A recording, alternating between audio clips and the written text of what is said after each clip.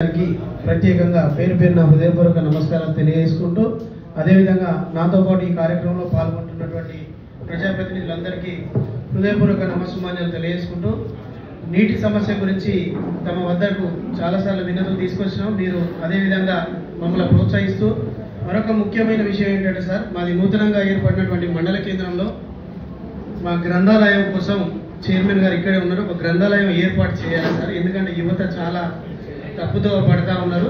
అటు అజీజ్ ఖాన్ గారు ఉన్నారు, ఇక్కడ జోడెడ్ల వలె ఇటు రాంబాబు అన్న గారు, ఇద్దరు కలిసి దయచేసి వెంటనే గ్రంథాలయం మంజూరు చేయవలసిందిగా ఎమ్మెల్యే గారిని విజ్ఞప్తి చేసుకుంటున్నాం.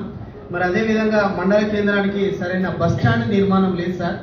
గతంలో మీరే ఎమ్మెల్యేగా ఉన్నప్పుడు అక్కడ ఒక 2 ఎకరాల స్థలం తీసుకోవడం జరిగింది బస్ స్టాండ్ నిర్మాణం కోసం. అది అట్నే పెండింగ్లో ఉన్నది. సరిగా లేక రోడ్డు మీదనే ఆ బస్సులు ఆగక చాలా ఇబ్బందులు పడతా ఉన్నారు. ప్రజలకు బస్ స్టాండ్ నిర్మాణం కూడా లేదు సార్. మరి అదేవిధంగా మీరు వచ్చి రాగానే పాత కొత్త తేడా అనే లేకుండా అందరినీ కలుపుకోబోయే ప్రయత్నం చేస్తున్నామని చెప్పిళ్ళు. కొంతమంది రాలేదు అని చెప్తా ఉన్నారు. మీరు ఇందులో బాధపడాల్సిన అవసరం లేదు సార్.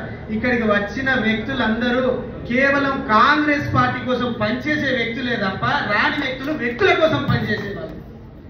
దయచేసి మరొకసారి, వ్యక్తుల కోసం పనిచేసేవారు వాళ్ళు, ఇక్కడ పార్టీ జెండా కోసం పనిచేసే వాళ్ళు వీళ్ళు.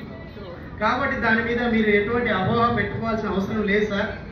మరొక ముఖ్యమైన విషయం ఏమిటంటే, మండల అభివృద్ధి విషయంలో ఇప్పటికే దాదాపుగా మీరు ఒక 50 కోట్ల రూపాయలు మా వేలేరు మండలానికి ఇవ్వడం జరిగింది. అందులో భాగంగానే ఇప్పుడు రావాల్సినటువంటి ఈ గ్రంథాలయ నిర్మాణమే కానీ బస్ స్టాండ్ ఏర్పాటే కానీ ప్రత్యేక చొరవ చూపవలసిందిగా మరొకసారి మీకు విజ్ఞప్తి చేస్తూ ఈ అవకాశాన్ని కల్పించినందుకు ప్రత్యేక కృతజ్ఞతలు తెలియజేసుకుంటూ ముగించుకుంటున్నాను.